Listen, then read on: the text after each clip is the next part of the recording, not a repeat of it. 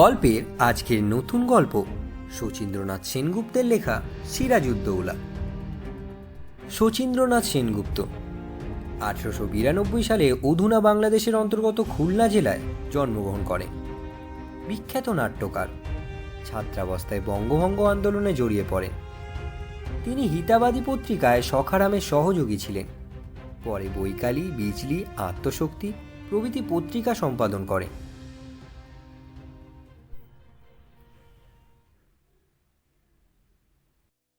দরবার কক্ষ সিরাজ সিংহাসনে উপবিষ্ট, কর্মচারীরা যথাস্থানে উপবিষ্ট।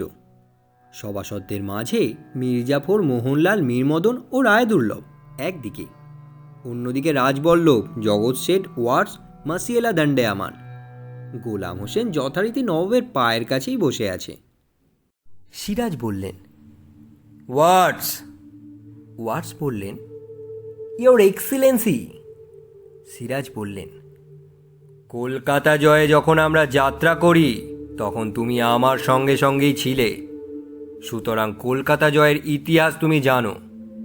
তুমি জানো যে কলকাতা জয় করে সেই নগরের নাম আমরা আলীনগর রাখি।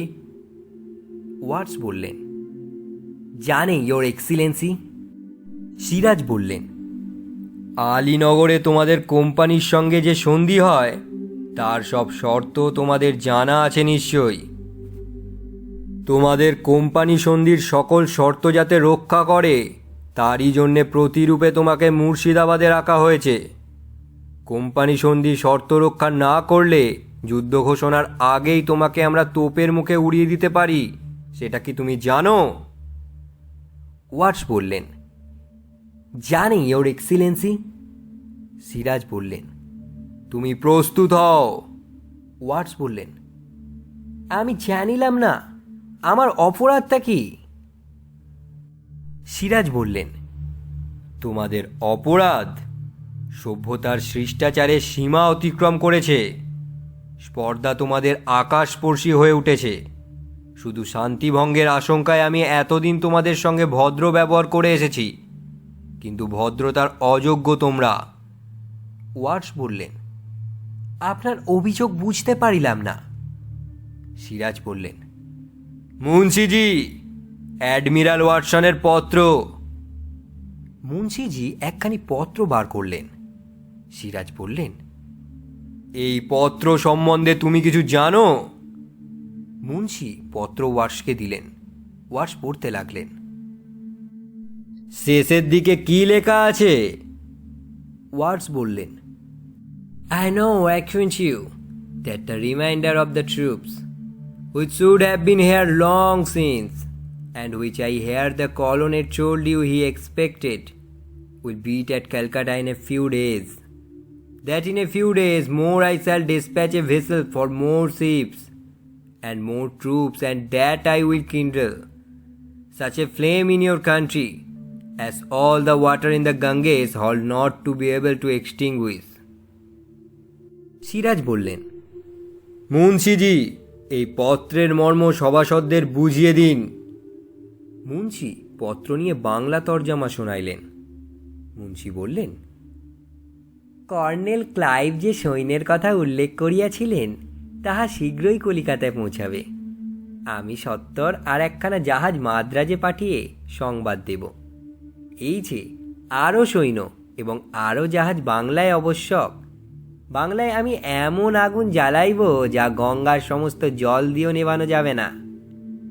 সিরাজ বললেন, ওয়াটস, এ ভীতি প্রদর্শনের অর্থ কি? ওয়াটস বললেন, অ্যাডমিরাল, এ কথা লিখিয়েছেন কেন? আমি বুঝি না। সিরাজ বললেন, বুঝিয়ে আমি দিচ্ছি। মুন্সিজি, ওয়াটসের পত্র।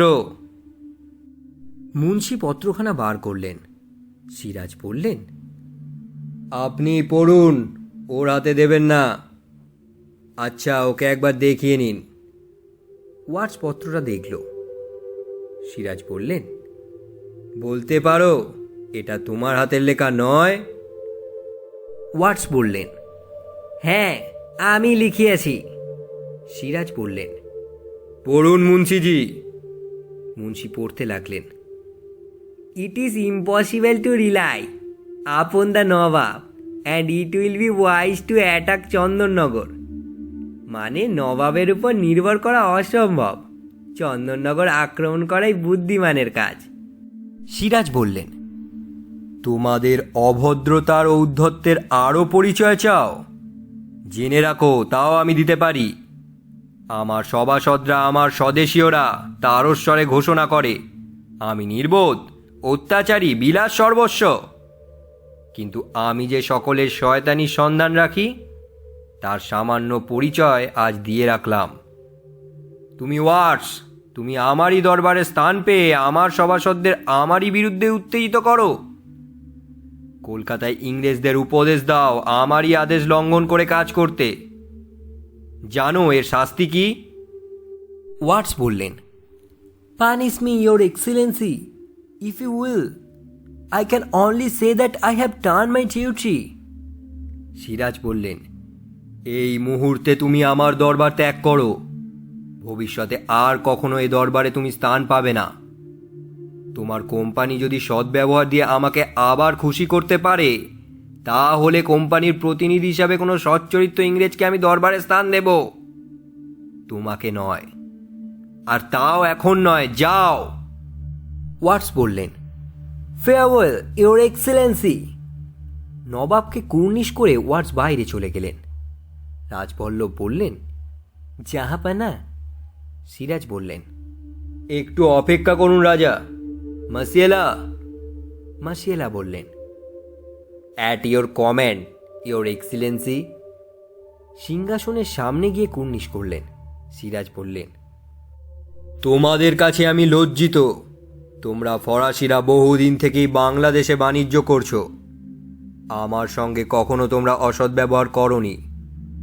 ইংরেজদের সঙ্গে তোমাদের বিবাদ আজকাল নয়, আর এ দেশের কোনো ব্যাপার নিয়েও নয়। সাগরের ওপারে তোমরা পরস্পরের টুঁটি চেপে মারলেও আমার কিছু বলবার থাকে না। আমার রাজ্যে তোমরা শান্ত হয়েই থাকো, এই আমার কামনা।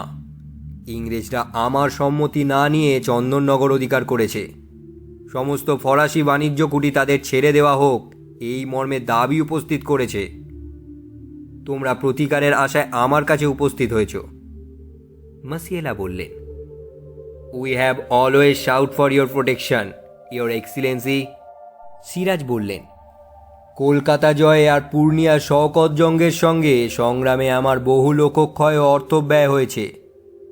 আমার মন্ত্রিমণ্ডল যুদ্ধের পক্ষপাতী নন।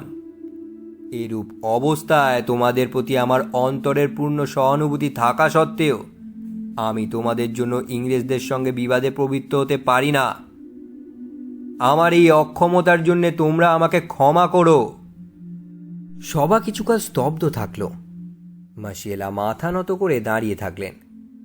তারপর ধীরে মাথা তুলে নবাবের দিকে চাইলেন। ক্ষুব্ধ কণ্ঠে বললেন, your excellency, you refuse us your help, your protection, though with great reluctance. I appreciate your feelings. I understand the predicament you are in. I am sorry for you, and I am sorry for ourselves. We have no other choice than to leave this land, which we have learned to love. Allow me, Your Excellency, to warn you that you are in a great danger. On our departure from this land, the smolder flame will burst forth and will destroy your kingdom and people. Siraj সিংহাসন হতেই নেমে আসলেন। মাসিয়েলার সামনে দাঁড়িয়ে বললেন, আমার বিপদ সম্বন্ধে আমাকে সচেতন করে তুমি আমার প্রতি তোমার অন্তরের প্রীতিরই পরিচয় দিয়েছ। তোমার কথা আমার চিরদিনই মনে থাকবে। প্রয়োজন হলে আমি তোমাকে স্মরণ করব, তখন যেন আমাকে ভুলো না বন্ধু। মাসিয়েলা বললেন, I know we shall never meet. দুজনে চুপ করে রইলেন। Farewell your excellency. কুর্নিশ করে চলে গেলেন। সিরাজ তার পিছু পিছু খানিকটা অগ্রসর হয়ে স্থির হয়ে দাঁড়িয়ে রইলেন। তারপর দ্রুত ফিরে রাজা রাজবল্লভের নিকট অগ্রসর হয়ে বললেন, আপনি যেন কি বলবার জন্য ব্যাকুল হয়ে উঠেছিলেন রাজা? রাজবল্লভ বললেন, এখন সে কথা নিরর্থক। সিরাজ হেসে বললেন, হা হা হা হা। সিরাজ বললেন, জানেন তো, আমাকে কোনো কথাই বলে লাভ নেই, সর্বচিকিৎসার বাইরে আমি। সিংহাসনের দিকে অগ্রসর হলেন। রাজবল্লভ বললেন, ওয়ার্ড সাহেবকে ওরকম করে বিদায় না দিলেও চলতো। সিরাজ ফিরে আসলেন। সিরাজ বললেন, ওয়ার্ডস ক্লাইভ ওয়াটসন, কোম্পানির কথা থাক, ইংরেজ ফরাসি পর্তুগিজ প্রসঙ্গে পরিহার করুন। নিজেদের কথা বলুন রাজা, নিজেদের কথা ভাবুন। জগৎ শেঠ বললেন, বাবা যখন উচিত ছিল তখন যে কিছুই ভাবেননি জাহাপানা। সিরাজ দ্রুত তার দিকে ফিরলেন। ফিরে বললেন, সে অপরাধ কি বারবার আমি স্বীকার করিনি? আপনাদের সকল অভিযোগ অবনত মস্তকে আমি গ্রহণ করেছি, কখনো কোনো কটূক্তির প্রতিবাদ পর্যন্ত করিনি। আপনাদের স্পর্ধা নিয়ে কখনো প্রশ্নও তুলিনি। আপনারা সারা দেশে আমার দুর্নাম রটিয়েছেন, কর্মচারীদের মনে অশ্রদ্ধা এনে দিয়েছেন, আত্মীয় স্বজনের মন দিয়েছেন বিষিয়ে। আর কত হেয় আমাকে করতে চান আপনারা? জগৎ শেঠ বললেন, আপনাকে হেয় প্রতিপন্ন করে আমাদের কি লাভ? সিরাজ বললেন, স্বার্থ সিদ্ধি। স্বার্থের সন্ধানে আমরা যদি নিযুক্ত থাকতাম? বলুন তাহলে। তাহলে বাংলার সিংহাসনে এতদিনে অন্য নবাব বসতেন। সিরাজ বললেন, এত বড় কথা আমার মুখের ওপর বলতে আপনার সাহস হয় কি করে? জগৎ শেঠ বললেন, আপনার উপদ্রবী আমাদের মনে এই সাহস এনে দিয়েছে। সিরাজ বললেন, আমার উপদ্রব নয় শেঠজি, আমার সহিষ্ণুতাই আপনাদের স্পর্ধা বাড়িয়ে দিয়েছে। মির্জাফর বললেন, জাহাপানা মানি, লোকেরা মানহানি করে আপনি আমাদের সকলেরই অপমান করেছেন। সিরাজ বললেন, সকলে মিলে আপনারাই কি আমার কম অপমান করেছেন? রাজবল্লভ বললেন, আমরা কেউ মিথ্যে কলঙ্ক রটাইনি। সিরাজ বললেন, সত্রাস্যই রাজা, বলুন, সিংহাসনে আরোহণ করবার পরে এই 1 বছরের মধ্যে কি অনাচার আমি করেছি? বলুন, কটা রাত আমি নিশ্চিন্তে কাটিয়েছি, কটা দিন আপনারা আমাকে বিশ্রামের অবসর দিয়েছেন, বলুন আমাকে। রাজবল্লভ বললেন, আপনার দৈনন্দিন জীবনযাপন প্রণালী আমাদের কণ্ঠস্থ থাকবার কথা নয়। সিরাজ বললেন, অথচ কবে, কোথায়, কখন, কোন অনাচার আমি করেছি তা আপনারা নির্ভুল বলে দিতে পারেন? রাজবল্লভ বললেন, পারি, এই জন্যই যে পাপ কখনো চাপা থাকে না। সিরাজ বললেন, পাপ যে চাপা থাকে না, হোসেনকুলি প্রাণ দিয়ে তা বুঝিয়ে দিয়ে গেছে। রাজবল্লভের সম্মুখে গিয়ে নিজের জীবন দিয়ে কি আবার তা বোঝাতে চান? রাজবল্লভ মাথা নিচু করলেন। শেঠজি, জাফর আলী খাঁ, আপনাদের শ্রদ্ধেয় বন্ধুর মুখের দিকে একবার চেয়ে দেখুন। মির্জাফর বললেন, এই তরবারি স্পর্শ করে আমি শপথ করছি জাহাপানা, আপনি যদি লোকের এইরূপ অপমান করেন তাহলে আপনার সপক্ষে কখনো অস্ত্র ধারণ করব না। মোহনলাল বললেন, আজ পর্যন্ত কদিন তা ধারণ করেছেন সিপাহসালার? মির্জাফর বললেন, পূর্ণিয়ার যুদ্ধে অপদার্থ শওকতকে হত্যা করে বুঝি এই স্পর্ধা তোমার হয়েছে মোহনলাল? মীর মদন বললেন, কোনো যুদ্ধে কর্তৃত্ব না দেখিয়ে আমি জিজ্ঞাসা করছি, কলকাতা জয় থেকে শুরু করে পূর্ণিয়ার বিজয় পর্যন্ত কবে সিপাহসালা নবাবের সাহায্য করেছেন? মির্জাফর বললেন, জাহাপানা, নিচের এই স্পর্ধা। মোহনলাল বললেন, নিচপদস্থ কর্মচারীদের উচ্চপদস্থ কর্মচারীদের কাজের সমালোচনা করা উচিত নয়, এ কথা যেমন আপনাদের সব সময়ই মনে থাকে, তেমন এ কথা মনে রাখা উচিত নয় যে নবাবের কাজের সমালোচনা সব সময় শোভন নয়। মীর মদন বললেন, এ রাজ্যের সকল প্রধান প্রধান সেনাপতি আমির ওমরাহ রাইস রাজা মনে করেছেন নবাব একেবারে অসহায়, সিংহাসন রক্ষা তো নয়, আত্মরক্ষারও শক্তি তার নেই। আমরা নবাবের নিমক বৃথাই খাই না, এ কথা তাদের মনে রাখা উচিত। মির্জাফর বললেন, এইসব অর্বাচীনকে দিয়েই যখন নবাবের কাজ চলবে, তখন চলুন রাজা রাজবল্লভ, চলুন শেঠজি, চলুন দুর্লভ রায়, এই দরবার আমরা ত্যাগ করি। নবাব থাকুন তার কর্মক্ষম, শক্তিমান, পরম বিচক্ষণ মন্ত্রী আর সেনাপতিদের নিয়ে। গোলাম হোসেন, মোহনলাল আর মীর মদন যখন রয়েছে, তখন আর ভাবনা কি? চলুন চলুন। রাজবল্লভ, জগৎ শেঠ, দুর্লভ রায় প্রস্থানের উদ্যোগ করলেন। সিরাজ বললেন, দাঁড়ান। সকলে স্থির হয়ে দাঁড়ালেন। দরবার ত্যাগ করতে হলে নবাবের অনুমতি নিতে হয়, এ কথাও আপনাদের মনে করিয়ে দিতে হবে। মির্জাফর বললেন, দরবার ত্যাগ করতে আমরা বাধ্য হচ্ছি জাহাপানা। সিরাজ বললেন, বাধ্য হয়ে দরবার ত্যাগ করতে হবে আপনাদের তখন যখন আপনাদের বন্দি করা হবে। মুন্সিজি, সিপাহসালের কাছে ওয়াটস যে পত্র লিখেছিলেন সেই পত্র দিন। মুন্সিজি পত্র বাঁচতে লাগলেন।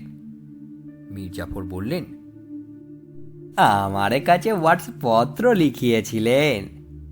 সিরাজ বললেন, হ্যাঁ, নবাবের সিপাহসালার খোঁজা পিদ্রুর মারফত ওয়াটস এই পত্রখানি আপনারই উদ্দেশ্যে পাঠিয়েছিলেন, কিন্তু আপনার দুর্ভাগ্যবশত আমাদের হস্তগত হয়েছে। দেখতে চান? মির্জাফর বললেন, নবাবের অনুগ্রহ। সিরাজ বললেন, সভাসদদের শুনিয়ে দেব। মির্জাফর বললেন, পত্রের বিষয় তো আমি অবগত নই জাহাপানা। সিরাজ বললেন, সবাইকে শুনিয়ে আপনাকে লজ্জা দেব না, কেননা আপনি আমার সিপাহসালার।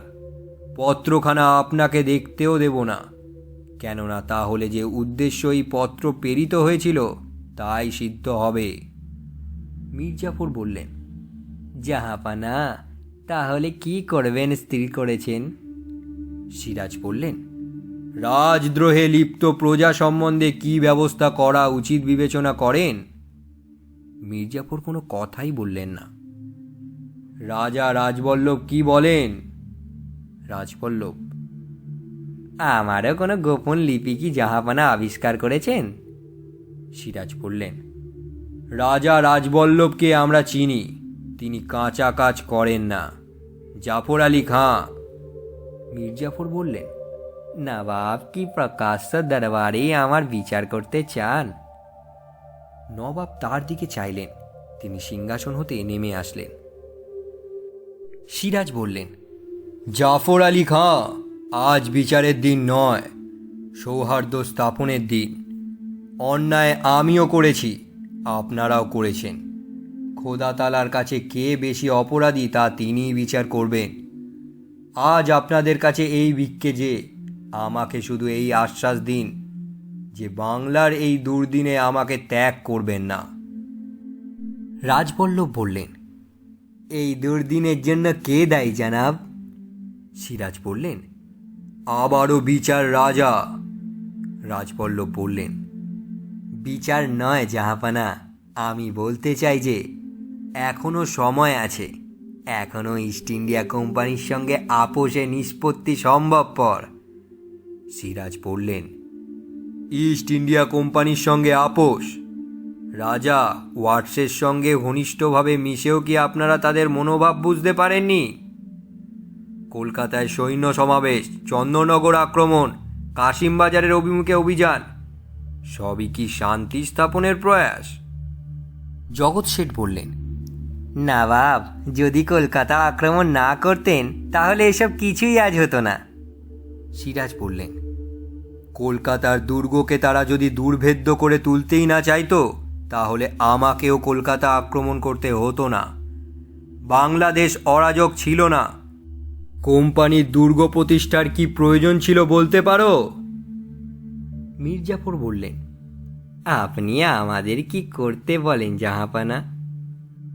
সিরাজ বললেন, সবার আগে বলি, বাংলার মান, বাংলার মর্যাদা, বাংলার স্বাধীনতা রক্ষার প্রয়াসে আপনারা আমাদের শক্তি দিয়ে, বুদ্ধি দিয়ে সর্বরকম আমাকে সাহায্য করুন।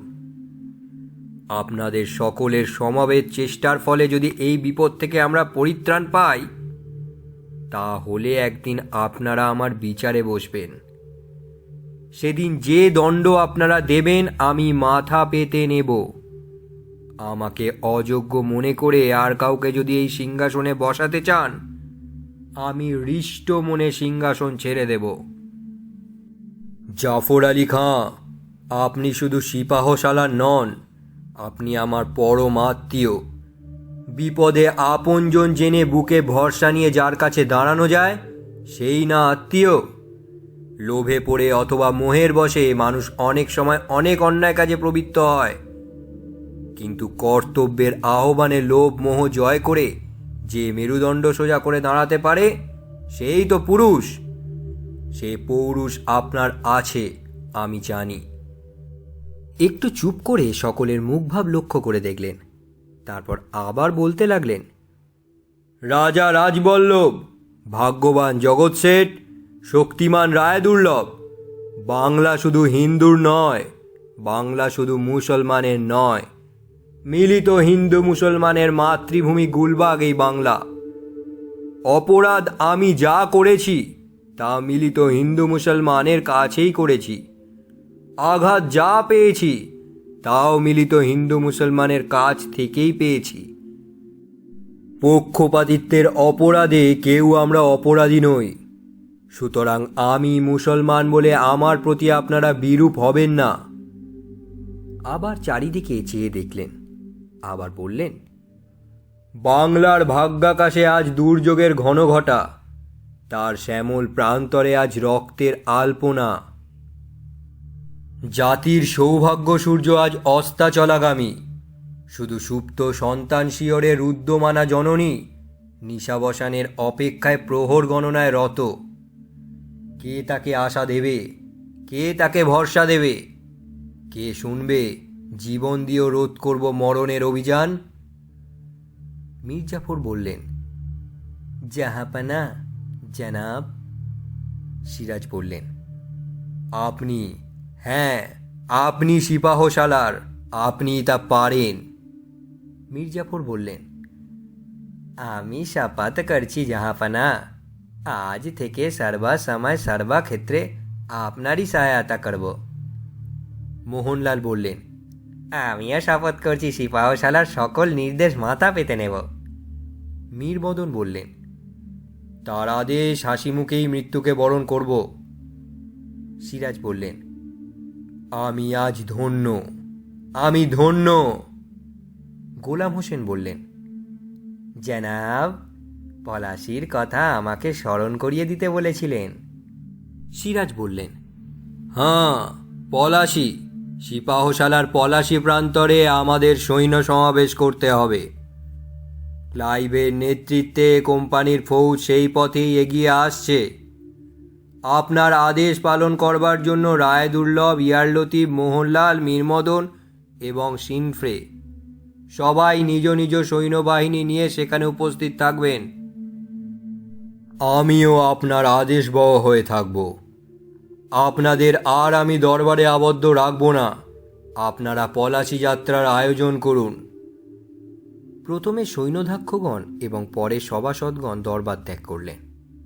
রইলেন শুধু সিরাজ আর গোলাম হোসেন। সিরাজ চারদিকে চাইলেন, তারপর ধীরে ধীরে সিংহাসনের দিকে অগ্রসর হলেন। সামনে নুইয়া পড়ে সিংহাসনের দিকে চেয়ে রইলেন। ঘাড় ঘুরিয়ে অস্ফুট কণ্ঠে ডাকলেন, গোলাম হোসেন। জাহাপানা। সিংহাসন কি টলছে? গোলাম হোসেন বললেন, না জাহাপানা। ভালো করে দেখো তো। দুইজনেই সিংহাসন দেখতে লাগলেন। ধীরে ধীরে ঘসেটি বেগম প্রবেশ করলেন, দাঁড়িয়ে দেখলেন, তারপর বললেন, ওখানে কি দেখছো মূর্খ? বিবেকের দিকে চেয়ে দেখো। কে? দ্রুত ঘুরে দাঁড়িয়ে ঘসেটিকে দেখলেন, হেসে বললেন, ও আপনি। কাছে অগ্রসর হলেন। কাজ আছে? তা স্মরণ করলেই তো দেখা করতাম। নবাবের অবসরের বড়ই অভাব, তাই না? বিপদ এমনই ঘনিয়ে আসছে যে একেবারে দিশেহারা হয়ে পড়েছি। এখনো বিপদ? ঘসেটি বেগম তোমার বন্দি, শওকত জং রণক্ষেত্রে নিহত, প্রতিদ্বন্দ্বী আর কোথাও নেই, এখনো বিপদের ভয়? কোম্পানির ফৌজ কাশিমবাজার অভিমুখে অভিযান করেছে, করেছে?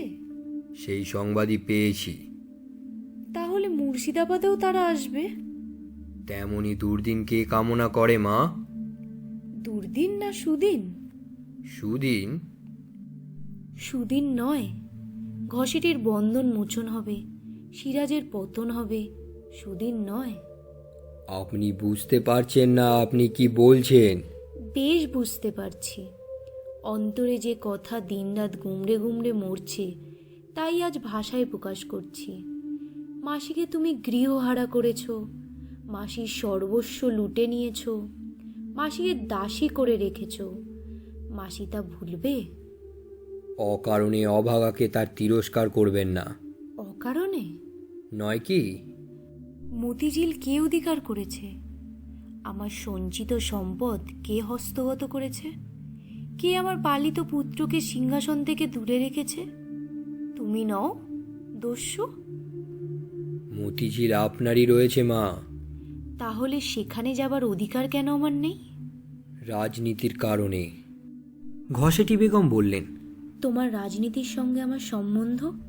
আমার রাজ্য নেই, তাই আমার কাছে রাজনীতিও নেই, আছে শুধু প্রতিহিংসা। এই প্রতিহিংসা আমার পূর্ণ হবে সেই দিন, যেদিন তোমার এই প্রাসাদ অপরের অধিকার করবে। তোমাকে এই সিংহাসন থেকে ঠেলে ফেলে শওকত জঙ্গের মতো কেউ যেদিন তোমাকে... লুৎফা ছুটে আসলো। মা, মা, তোমার মুখে ও কথা শেষ করো না মা। নবাব মহিষী? নবাব মহিষী নই মা, তোমার কন্যা। ঘসেটি বেগম বললেন, নবাব মহিষী নও?